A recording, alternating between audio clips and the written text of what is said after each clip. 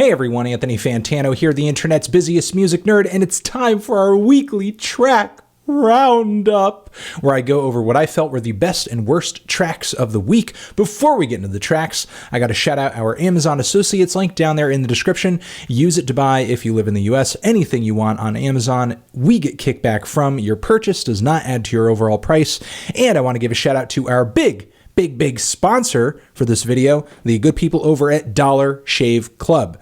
Now, if you guys follow this channel on a regular basis, you know that more often than not, you see me scruffy faced. And that's because, I'm a very busy guy, very distracted guy. I mean, I shave my head because I just don't want to deal with the inconvenience of having hair. I'm also probably not putting the effort or the forethought into shaving as I probably should, which is why I'm avoiding it a lot of the time. But Dollar Shave Club, they hooked me up with some good razors, some shave butter, some good soap too.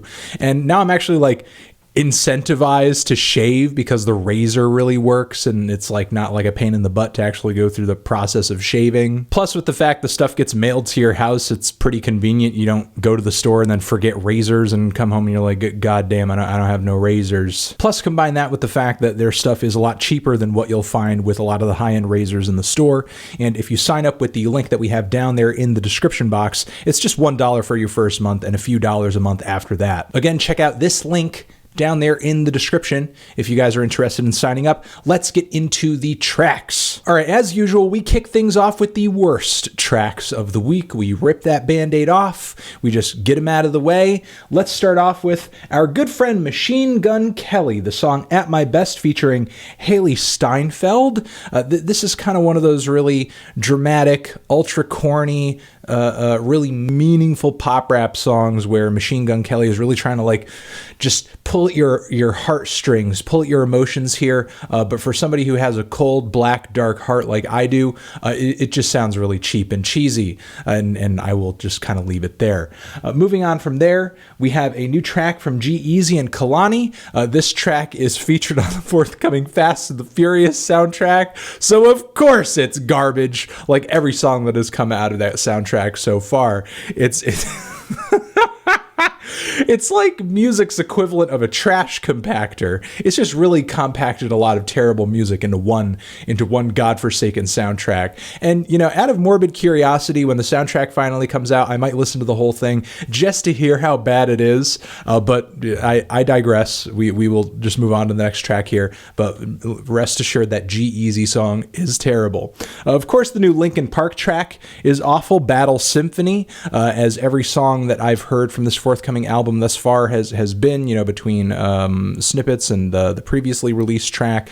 The problem with these new tracks is that Linkin Park no longer sounds like a metal band, a rock band. They don't really sound like a band anymore. They sound like Chester fronting the production of some kind of EDM duo or something, who's trying to write these really big, epic, ultra emotional EDM ballads. And it just sounds awful. It just sounds terrible. I feel like Linkin Park and many other groups that were mainstream in the 2000s or the late 90s, who are still around today, are really throwing rock under the bus and trying to write EDM anthems instead, which brings us to our worst track of the week. The new Weezer song, Feels Like Summer. This track is hot garbage, and not only is it a terrible track, and also, like the Linkin Park song, sells rock up the river in favor of just writing a shitty EDM anthem, but it also reeks of a sense of betrayal. Not that I think Rivers and company owe me personally anything. I mean,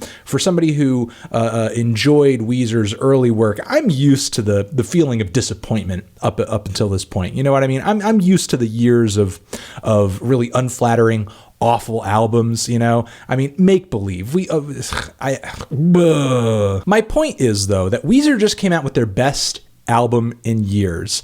And now, when it seems like, hey, you know what, the band might be back on track, they might be actually getting back to their roots and thinking about what actually made them appealing in the first place, then they turn around and they're like, hey, let's come out with our worst track since Beverly Hills. Let's come out with our worst single since Beverly Hills. And that feels like summer. I don't know what to say about this track other than that it sounds like a rock band from the 90s trying to write a shitty EDM tune.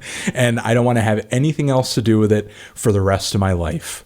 So let's just go into the tracks that I was kind of met on, kind of indifferent toward, but certainly worth mentioning, or at least some good things about these tracks. Flatbush Zombies have a new track out titled Babel. It's one of their more low-key cuts. Don't expect flames on this thing. Don't expect to go into the song excited, but if you are looking for the Zombies to go into more of a socially conscious direction, this song is definitely the track you want to catch out. Don't miss it. And then moving on from there, Arca has a new track titled Reverie. Arca coming out with these really weird, off-putting, unsettling, eerie, and creepy art pop ballads. Again, with this new track, the music video is so disturbing. The song is just bone-chilling. I'm really not sure how to take it. It's strange. It definitely gets a rise out of me. I react to it. I don't find it boring, but I'm yet to figure out if I really like it. It's certainly frightening in a sense, but I don't know if I like it. It freaks me out, but I don't know if I enjoy it. I don't know if I would listen to it for enjoyment, but there's definitely something to what Arca is doing on this track. So make sure you give it a shot. If you're looking for something strange, something left field. But if you've been listening to Arca stuff up until this point, you should know to expect that by now. From there, we have Mura Masa with this new track, this new pop tune titled One Night featuring Charli XCX, which is actually pretty slick, pretty catchy, pretty bouncy. Nowhere near as strange or left field as all of the PC music production that was featured on her mixtape that dropped not too long ago. I mean, just like a week or so ago. But it's not a bad tune just because it's a little more accessible. Portugal the Man has a new track out. It's been out for a little while, but I want to mention it here, titled Feel It Still. And there's a music video attached to this track where I guess the band linked to some various sites to kind of get people, I guess kind of politically active, donating to places like the ACLU or calling their congressperson or their senator, so on and so forth. And I guess in the music video, there was a point where this guy is holding a newspaper and it's burning and it says InfoWars on it. Now, I mean, obviously it was a jab at the website InfoWars. InfoWars caught that. And now Portugal the Man and InfoWars are embroiled in like a beef where InfoWars have quoted them on their website, or I guess called them on their website, a band that is like communist. They're pro George Soros, or they're funded by George Soros to be coming out with this music. Personally, I don't know if I'm all that crazy about, the kind of funkier direction Portugal the Man's been taking their music in on this track and with the other tracks I've heard recently from their forthcoming album. But hell, I'm down for a good InfoWars beef. That's pretty funny to me. So it's pretty hilarious to see Portugal the Man sort of throwing their hat into the political ring a little bit, like everybody is doing right now. Maybe you're sick of it at this point. I don't really know, but all I know is I thought it was funny. And hopefully there's more drama to speak of between Portugal the Man and InfoWars in the future. We have Sam. This kid has been sending me his demos for a while. And like even before he had a big following on SoundCloud, and he never told me how to pronounce his last name.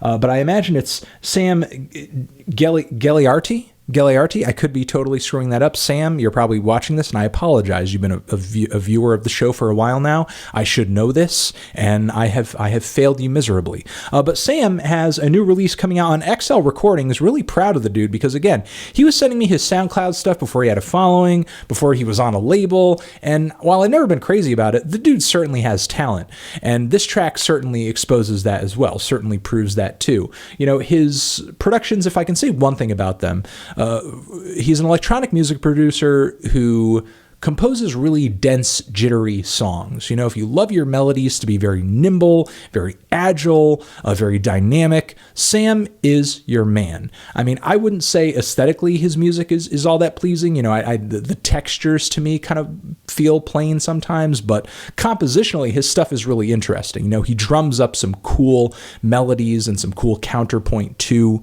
The rhythms are interesting as well. He's an interesting composer. So definitely check this track check out.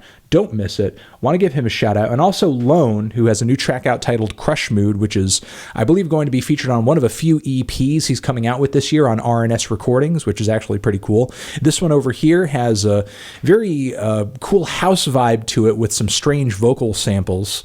I don't know. I'm just going to try out the EP when it comes out. And I like the flavor of this song. I wasn't head over heels for it, but I thought it was pretty cool. Certainly more engaging than what I thought was delivered on Lone's last album. So I don't know. I guess we'll see where he sort of goes from here. Raekwon has a new track out titled My Corner with Lil Wayne that's okay from his forthcoming album, which I'm not all that excited about, but this song sounds passable. And finally, I want to shout out Lil Uzi Vert with the song EXO Tour Life, which was okay. It did not make it in my most terrible tracks of the week, the worst tracks of the week. In a way, this song is an improvement for Mr. Vert. And the reason that is because his lyrics actually sound kind of audible on this track. Like, it's not just a mumble mess. So, you know, he's actually speaking English, it sounds like. And on top of that, the song sounds structured. Like, it's not like he's just lackadaisically slipping from one section of the song to the next and just kind of yeah with just kind of the instrumental going on in the background with almost no regard as to, you know, what section of the song he's in. It just kind of sounds ridiculous, like he's just not paying attention to his own tune. This sounds organized. This sounds well, I guess kind of separated between the verses and the choruses. Sounds like he actually sat down and thought about how this track would be structured. So I think if he continues down this road, you know, coming through with songs that are a little more well built, his music is going to be all the better for it, you know, or at least that's my opinion. But these are my favorite tracks of the week. These are the favorite tracks of the week that I haven't even talked about yet. So let's get into these. I want to give a shout out to the Australian band, excuse me, I'm a little tired here, Flowertruck. They have a new track out called Dying to Hear, new album coming in the fall. These guys opened up for a few of my speaking engagements while I was down in Australia, and they have a cool mix of influences in their stuff, from old school alternative rock and indie rock to some post-punk and synth pop too. This track over here has some really, like, you know, grand pianos or keyboards on it that I thought were really cool. The most dramatic track I've heard of them so far. And I'm looking forward to sort of hearing what these guys do in the future with their stuff. Putting the finishing touches on this video, I forgot to mention that Feist has a new track out. Yes, none other than Feist. And this song, at least at the beginning, this new track of hers, it starts off very subtle and very inconspicuous, a lot like many of the tracks from her last album, but the payoff is huge. Like, this is one of her most passionate songs that she's released in a long time, and it's really, it's kind of a mix between a barn burner and a slow burner, you know? It's an incredible ending, you know, but definitely a very slowly paced song, at least at the start, for a lead single.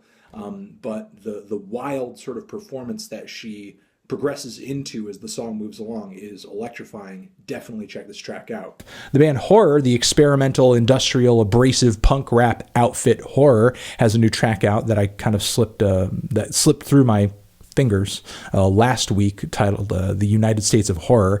It's really noisy, it's in your face, it's ballsy, and they're kind of experimenting with that aggressive rap sound that a lot of people are, without just being a Death Grips ripoff or a Clipping ripoff or whatever. You know, they definitely kind of got their own thing going, and I'm looking forward to sort of seeing how far they can push it on their forthcoming project. We have another song from Remo Drive, Art School. These guys who you remember, I shouted out on that track, You're Killing Me. Really fantastic track. Make sure you give a listen to Remo Drive's You're Killing Me if you have not already. And their new album, Greatest Hits, is out now. This track is basically the new single, the new music video track from the band that I wanted to shout out here, just to kind of remind you guys that the album is out. You should check it out. And I am going to give it a review. So, you know, you can ask as much as you want, but I am going to give it a review, so don't sit back there and think, oh, Anthony's not going to review it. Why did he go review it? I'm going to review it. And finally, I want to give a shout out to the new Actress track, Extreme. I think that's how you pronounce it. It's X22RME, but I think it's pronounced Extreme. And Actress coming through with an aesthetically pleasing, a strange, and a very eerie track that, you know, brings together those elements of house and techno, and you just find some really interesting ways to experiment with it. I thought his last album was going to be his last record under the name Actress. I could be wrong about that, but I thought people were talking about that with the release of the last album, which I liked a lot. But I mean, I like this too. I'm not mad about it. I'm just wondering. I thought that was supposed to be a name change or something, but maybe I'm wrong. Maybe I'm wrong. But that's going to be it for this episode of the Best and Worst Tracks of the Week, guys. Appreciate you very much. Make sure to check out all these songs. They are linked down there in the description, along with our Amazon Associates link. And again, shout out to our big sponsor on this video, the good people over at Dollar Shave Club. And that's all. Thanks for watching. Thanks for making it this far in the video. I'll catch you in the next one. Forever.